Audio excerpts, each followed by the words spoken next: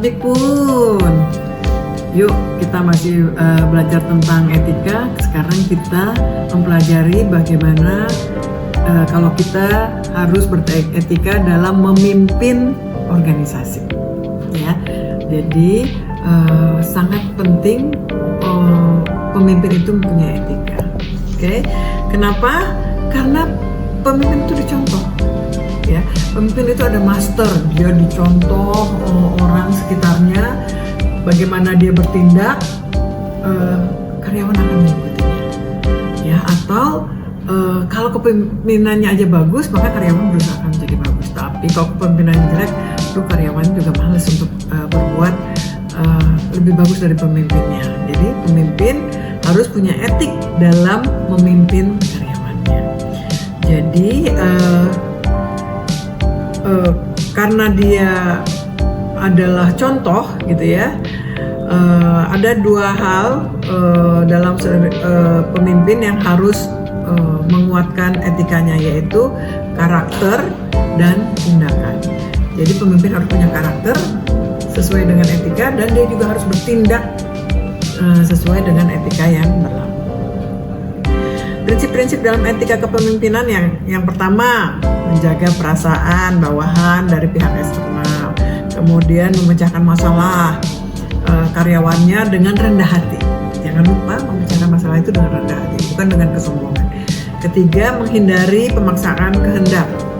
Ya, ada hal-hal tertentu, walaupun kita ingin A, karyawan itu ngotot mau B, kita tidak langsung menyatakan saya yang berkuasa di sini, saya butuh A. Tapi kita bisa bersosialisasi, dengarkan dulu apa yang mau dimaui karyawan, baru kita masukkan isme bahwa strategi A adalah yang terbaik. Ya, itu juga punya etika. Kemudian menanggapi suatu masalah dengan cepat dan tepat. Begitu ada rumor, ya ada isu, apalagi itu viral, langsung tanggapi. Kemudian menyadari kesalahan dan berusaha untuk memperbaiki. Ya, jadi kita semua manusia itu punya kesalahan. Jadi kalau kita memang salah, sadari kesalahan untuk perbaiki.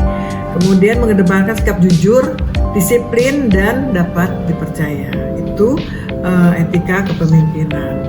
Nah, ada nilai kepemimpinan yang harus dimiliki oleh seorang pemimpin. Yang pertama, harus beriman. Ya, kalau pemimpinnya punya iman, dia takut hanya kepada Allah, maka karyawannya juga akan mengikutinya. Ya, itu juga akan banyak memecahkan masalah yang bisa dibantu oleh karena pemimpinnya imannya tinggi.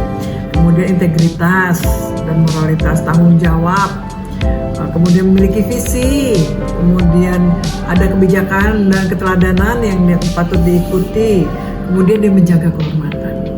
Ya, seorang pemimpin harus bisa menjaga kehormatan dirinya, kemudian kehormatan perusahaannya dan kehormatan keluarganya. Kemudian dia harus mampu berkomunikasi dengan baik dan dengan karyawannya. Kalau dia ini pemimpinnya bagus, tapi komunikasinya nggak bagus, berarti dia harus punya orang yang bisa mengkomunikasikan antara kemauan dia dan kemauan orang lain dan disampaikan dengan cara yang baik. Ya, walaupun dia tidak bisa berkomunikasi dengan yang baik. Dan jangan lupa seorang pemimpin harus selalu meningkatkan kualitas SDM. Saya Nova Mardiana dari Fakultas Ekonomi dan Bisnis Universitas Lampung menyampaikan untuk Anda semua.